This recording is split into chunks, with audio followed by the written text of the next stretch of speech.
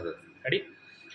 Sir, आज किस मुद्दे को लेकर आज प्रेस कॉन्फ्रेंस बीएसपी की ओर से बाड़मेर में की जा रही है? देखिए, वैसे तो आज बहुजन समाज पार्टी के तत्वाधान में बाड़मेर जिले के तमाम जिम्मेदार पदाधिकारी कार्यकर्ताओं का सम्मेलन सेवा सदन में रखा गया है। अभी लगभग 1 बजे करीब उस कार्यक्रम की शुरुआत होगी।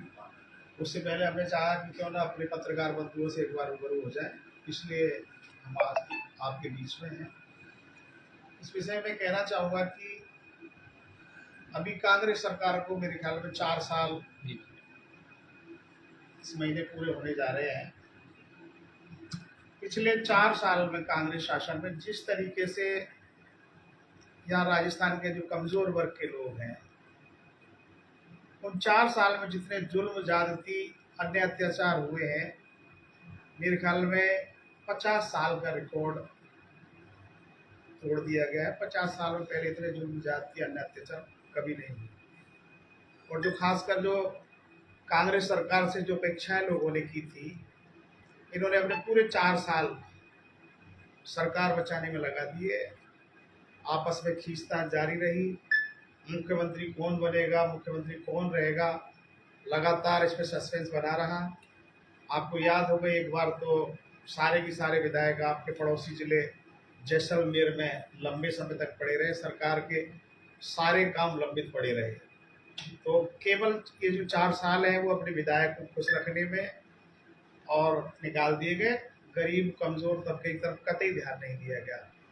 अभी हाल ही में आप लोगों ने देखा होगा, जिस तरीके से खासकर जो ये बेल्ट है, पाली है, जालौर है, तमाम ऐसी घटनाएं, बाड़मेर, तमाम ऐसी घटनाएं हुई हैं जिन्होंने दलित समाज को हिला के रख दिया है।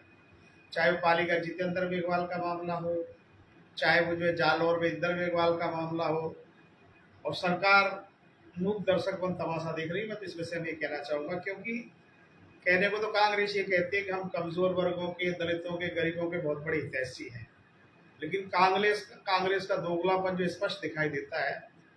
जब उदयपुर में कन्हैया नामक व्यक्ति की हत्या होती है तो पूरा प्रशासन, पूरी सरकार उदयपुर पहुंच जाती है। मुख्यमंत्री महोदय खुद 50 लाख का चेक लेकर जाते हैं और वह घोषणा करते हैं कि 50 लाख रुपए का चेक में लेकर आए और 2 बच्चों को जल्द ही रोजगार दे दिया जाएगा। लेकिन 5 दिन बाद ही दूसरा फोटो भी अखबारों में आपने छापा भी है कि 2 बच्चों को रोजगार मुख्यमंत्री ने दे दिया है, साथ में खड़े होकर फोटो खिंचाया गया है।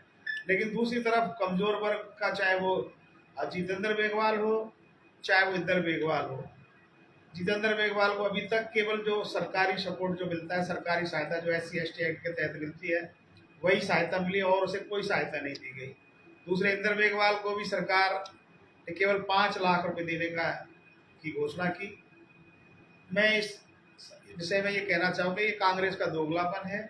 जब उदयपुर में एक व्यक्ति मरता है तो 50 लाख की घोषणा की जाती है, और जब कोई दलित मरता है तो 5 लाख की घोषणा की जाती है। तो ये सरकार का दोगलापन है। आज अन्य अत्याचार बड़े पैमाने पर राजस्थान में हो रहा है। खासकर जो दलित वर्ग के लोग हैं, उनकी बहन बेटियों के साथ बलात्कार आए दिन हो रहा है। युवाओं की हत्या हो रही है। हत्याएं करके जो है पेड़ से लटकाने का एक सिलसिला इस प्रदेश में चल रहा है। और दूसरे शब्दों में तो ये कहना चाहूँगा, जो मीडिया है, जो लोकतंत्र का चौथा स्तंभ है, राजस्थान में तो मीडिया भी सुरक्षित नहीं है। आपके बाड़मेर जिले में, चाहे वो बालोतरा हो, चाहे बाड़मेर हो, या जिस तरीके से पत्रकार साथियों पर हमले हुए हैं, सरकार कोई कार्रवाई इस विषय में नहीं कर रही है। सरकार से पहले भी पत्रकार साथियों और बंधुओं ने मांग की थी कि जो मीडिया है वो जो अगर निष्पक्ष रिपोर्टिंग करे तो उसके लिए सुरक्षा की व्यवस्था होना चाहिए, लेकिन सरकार का इस ओर कोई ध्यान नहीं है। मैं तो ये कहना चाहूँगा, चाहे कांग्रेस हो या भारतीय जनता पार्टी, ये दोनों ही पार्टियाँ गरीब विरोधी हैं, गरीबों का ध्यान नहीं रखती। जब सरकारें बढ़ती हैं तो ये बात जरूर की जाती है कि हम गरीब का कल्याण करेंगे, लेकिन दोनों ही पार्टियां, चाहे कांग्रेस या बीजेपी है, बात गरीब की करती है और काम अमीर का करती है। और यही कारण है कि देश की आज़ादी के 75 साल बाद भी इस देश में अमीर और अधिक अमीर हो रहा है और गरीब और अधिक गरीब हो रहा है। आपने देखा होगा, कांग्रेस के पूर्व राष्ट्रीय अध्यक्ष महोदय जो बार बार आरोप लगाया करते थे कि इस देश को 2 लोग बेच रहे हैं और 2 लोग खरीद रहे हैं। उन्होंने स्पष्ट नाम भी लिए कि 2 लोग बेचने वालों में आदरणीय मोदी जी और अमित शाह जी हैं और खरीदने वाले अडानी और अंबानी हैं। इस तरह के कई बार उन्होंने कहा भी है, लेकिन अभी आपने देखा होगा 10, 12, 15 रोज पहले की घटना है, फ्रंट पेज में फोटो भी छपा है अडानी का और मुख्यमंत्री जी का। उन्होंने 15,000 करोड़ का समझौता अडानी जी के साथ किया है। तो इनकी कथनी और करनी में अंतर है। इनको गरीब से कोई मतलब नहीं, केवल सरकार बनानी, इनको गरीबों को मूर्ख बनाने में उनका वोट लेना है और सरकार बनानी है। तो मैं तो ये कहना चाहूंगा कि राजस्थान की जनता को सोचना चाहिए, समझना चाहिए। इन दोनों ही दलों को उन्होंने बार बार परखा है, दोनों ही दलों को बार बार देखा है। मैं ये कहना चाहूंगा कि जिस तरीके से उत्तर प्रदेश के लोगों ने, खासकर जो गरीब लोग थे, उन्होंने इकट्ठा होकर जब वोट दिया, बहुजन समाज पार्टी की सरकार उत्तर प्रदेश में बना दी। और जिस प्रकार की सरकार उत्तर प्रदेश में आदरणीय बहन कुमारी मायावती जी ने दी, पूरे देश में उसकी तारीफ होती है, क्योंकि आदरणीय बहन जी ने सर्व समाज का ध्यान रखा। किसी जाति विशेष, वर्ग विशेष या संप्रदाय विशेष के लिए काम उन्होंने नहीं किया, सर्व समाज का ध्यान रखा। तो इसलिए मैं कहना चाहूंगा कि राजस्थान में भी इन दोनों ही दलों को सबक सिखाना चाहिए और बहुजन समाज पार्टी का साथ देकर के बहुजन समाज पार्टी को सत्ता में लाना चाहिए। सर बसपा के आपके विधायक थे, वो तो कांग्रेस पार्टी के साथ हो गए थे, जब जनता ने। बिल्कुल आपकी बात सही है कि 2 बार हमारे साथ बहुत बड़ा धोखा हुआ है। 2008 में हमारे 6 विधायक जीत कर आए और कांग्रेस ने पैसे का लालच देकर, मंत्री पद का लालच देकर उनको खरीदने का काम किया। लेकिन जब अगला चुनाव हुआ तो बहुजन समाज ने कांग्रेस की ये हालत कर दी थी, आप लोग अच्छी तरह जानते हैं। बीजेपी सत्ता में आ गई थी। इस बार भी कांग्रेस ने हमारे 6 विधायक खरीदे। मुख्यमंत्री महोदय ने, मैं इस आपके माध्यम से कहना चाहता हूं कि अब की बार जो कांग्रेस जो है राजस्थान में क्या हासिल होने वाला, ये मुझे बताने की आवश्यकता नहीं है। कांग्रेस को इस बात का सबक मिल जाएगा कि उसने बहुजन समाज के साथ जो धोखा करने वाले लोग हैं उनको बार बार खरीदने का काम किया है। तो कांग्रेस को भी इस बार इसका सबक मिल जाएगा। और हम लोग भी ये चाहते हैं कि पिछली बार हमारे 6 विधायक राजस्थान में जीत कर आए। अब हम लोगों ने टारगेट फिक्स किया है, हम चुनाव तो पूरी 200 की 200 सीटों पर लड़ेंगे, लेकिन 6 की जगह अब हम लोग काम कर रहे हैं 60 जिताने के लिए। तो मैंने पहले भी मीडिया को बयान दिया था, लगभग 16 जिलों को हमने चिन्हित किया है। उन 16 जिलों में लगभग 75 सीटें हम लोगों ने तैयार की हैं। हम लोग बार बार उन सीटों पे जाएंगे, हमारे जिले के लोग मेहनत करेंगे, प्रदेश से हम लोग आएंगे। उन 75 सीटों को मजबूती के साथ टारगेट के रूप में लेकर हम उन पे काम करेंगे। और मुझे पूरा भरोसा है कि अब की बार 6 नहीं, अब की बार हम लोग 60 जीत के आएंगे और बहुजन समाज पार्टी राजस्थान में अपनी सरकार बनाएगी। यह भी सुनिश्चित किया जाएगा कि ऐसे जो दावेदार उनको टिकट नहीं दे जो बाद में दल बदल लें।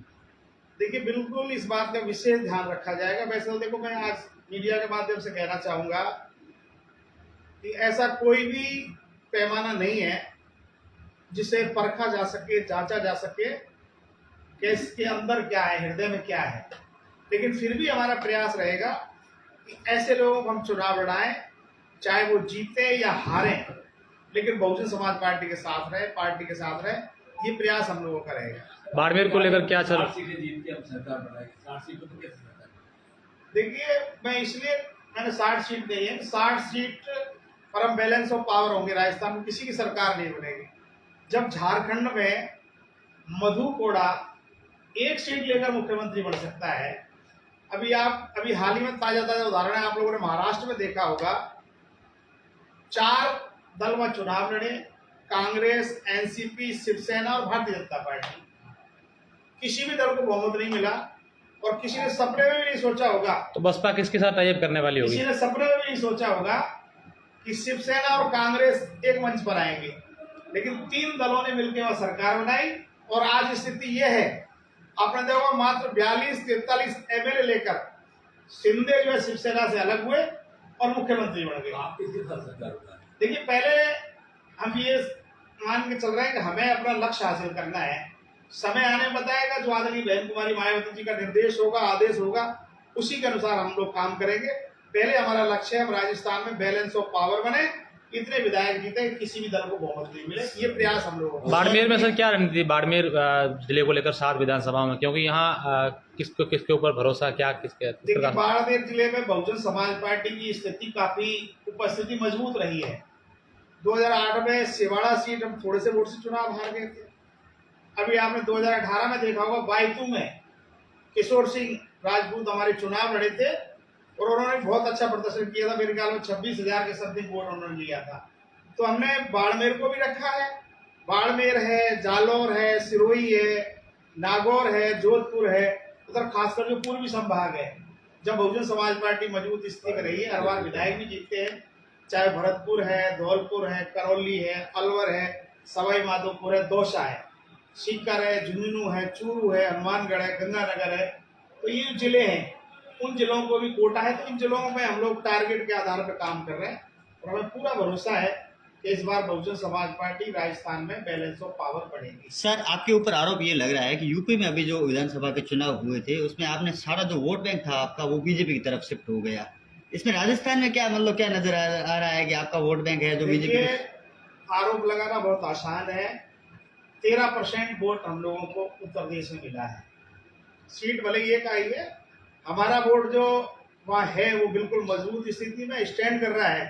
लोकसभा चुनाव में हमारे विधायक वो सांसद भी जीत कर आए थे, आपको 10 सांसद जीते थे।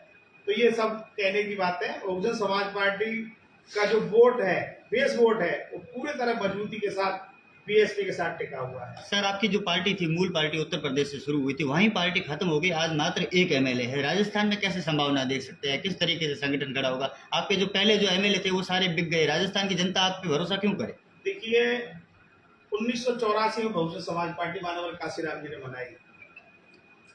किसी भी, जैसे कहावत ना, किसी बच्चे को जवान होने में 18 वर्ष का समय लगता है।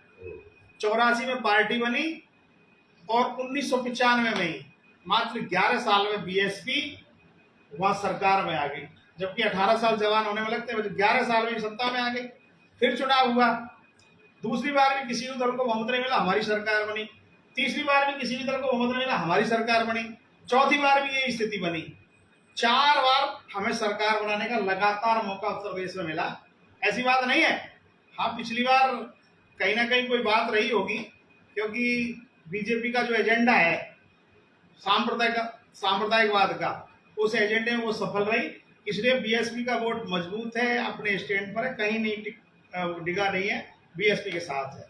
धन्यवाद। तीन मुद्दों को लेकर बीएसपी चुनाव लड़ेगी, जबकि आप पार्टी शिक्षा और बिजली फ्री लेकर आ रही है। देखिए, बहुजन समाज पार्टी के जो संस्थापक थे मानवर काशीराम जी, उन्होंने स्पष्ट कहा था, हम फ्री की चीजें देने में विश्वास नहीं रखते। जनता को इतना पावर दे दो, जनता को इतना मजबूत बना दो कि फिर वो लाइन लगा के भीख मांगने की खड़ी नहीं रहे, वो परचेजिंग कर सके, उसको इतनी पावर दे दो, उसे इतना मजबूत बना दो। तो बीएसपी का तो यही कहना है कि जो रोजगार की बात है, हमारे युवाओं को रोजगार मिलना चाहिए, जुर्म जाति अत्याचार पर रोक लगे, महिलाओं के साथ महिलाओं को सुरक्षा मिले, इन मुद्दों को लेकर। और खासकर जो राजस्थान में तो आप लोग देख रहे हैं, मैंने कहा ना, मीडिया सुरक्षित नहीं, किसान हो, गरीब हो, कोई भी सुरक्षित नहीं है। तो इसलिए अब इन मुद्दों को लेकर जनता के बीच में जाएंगे और हमें इसका फायदा मिलेगा। सर, राजस्थान में ये संभावना बनती है या अफवाह है कि आरएलपी से गठबंधन हो सकता है या बीटीपी से गठबंधन हो सकता है, क्या कहेंगे इसके? देखिए, बहुजन समाज पार्टी में इस विषय में कहना चाहूंगा, आदरणीय बहन कुमारी मायावती जी की जो दिशा निर्देश है, पूरी 200 की 200 सीटों पर हम लोग तैयारी कर रहे हैं। ऊपर से हमें कोई ऐसा इंडेक्शन नहीं मिला है कि हम लोग जो है किसी भी दल के साथ जाएंगे। हम लोग तो मजबूती के साथ 200 सीटों पर तैयारी कर रहे हैं और चुनाव लड़ेंगे। ये बाद में समय बताएगा, चुनाव होता है जब माननीय बहन जी का जो भी दिशा निर्देश होगा उस पर हम लोग फैसला करेंगे।